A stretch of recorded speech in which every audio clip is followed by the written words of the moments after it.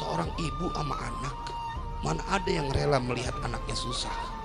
Kalau ibu punya harta, punya apapun yang diminta diturutin. Jangan kata ada, nggak ada juga diusahain, betul nggak?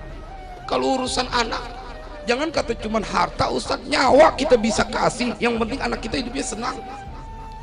Berapa banyak ibu saya dengar sendiri langsung sama ibu saya ngomong pada saat saya bilang saya punya hipertensi, darah tinggi. Terus satu waktu saya main ke ibu saya darah saya lagi naik gitu. Saya bilang sakit kepala saya. Ibu saya langsung sedih tuh. Terus bilang, mendingan mama yang sakit, pindahin dah penyakitnya. Ya Allah, kita udah tua bangka masih digituin juga. Naluri seorang ibu. Kita pikir cuman pada saat kita kecil, pada saat kita masih anak-anak lah. Sekarang kita udah punya bini, udah punya anak. Seorang ibu tidak akan pernah lelah untuk membahagiakan anaknya. Seorang ibu tidak akan pernah mementingkan dirinya sendiri. Dia akan melakukan apa saja buat kebahagiaan anaknya. Itulah yang dilakukan oleh orang tua kita.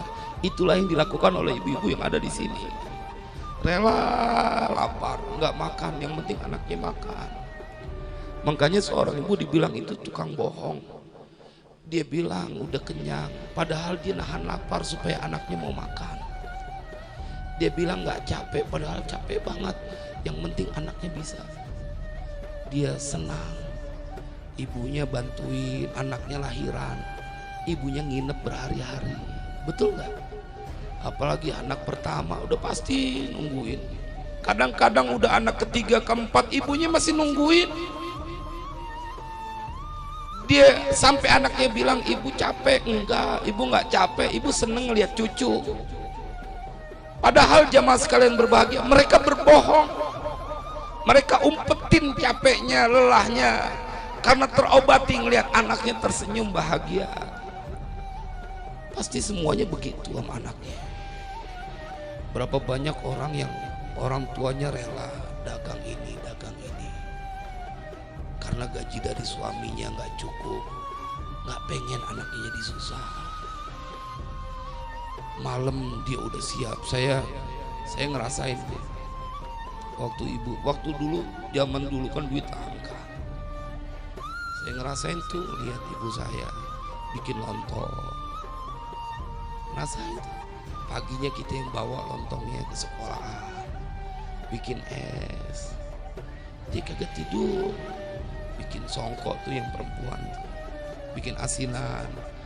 Sore asinannya bikinnya 40, lakunya cuma 10, kebanyakan sisanya lah. 30 bungkus asinan, kalau dimakan semuanya mencret. Tapi itu perjuangan seorang ibu, dan anak gak pada tahu. Makanya saya suka gak habis pikir kalau ada anak yang dia kagak ada bosen-bosennya nyakitin orang tua. Saya gak habis pikir, terbuat dari apa hati orang itu. Padahal apalagi yang gak habis pikir lagi kalau yang nyakitin itu perempuan, anak yang perempuan. Kenapa? Gak habis pikirnya, lu ngerasain sakitnya mengandung, melahirkan. Sakitnya ngerasain. Kalau yang anak laki pantas sekali orang kagak ngerasain ngelahirin. Kenapa nggak pernah ngelahirin kan? Enggak. Pantas sekali dia nggak ngerasain. Lah anak perempuan ngerasain mengandung, merasakan melahirkan, merasakan berteriak menjerit begitu sakit. Kalau bahasa Al-Quran itu kelewat sakit sampai wanita yang bernama Maryam itu diceritakan di dalam Al-Quran, fa'aja'ahal makhadu ila jiz'in nakhlah qalat ya laitani mittu qabla hadha wa kuntu nasyam mansiya. Allah ceritain bagaimana curhatnya Maryam, seorang wanita yang dia merasakan sakit saat melahirkan, detik-detik mau melahirkan, sampai dia bilang qalat ya laitani mittu qabla hadha wa kuntu nasyam mansiya. Udah sendirian, kagak ada yang nemenin, dia bersender. Sakitnya itu membuat dia bersandar kepada pangkal pohon korma, dan dia berkata, seandainya saja aku mati. Jadi biar kita tahu bahwa betapa orang tua kita punya banyak jasa dalam hidup kita. Dan Allah sayangnya melebihi seorang bunda kepada anaknya.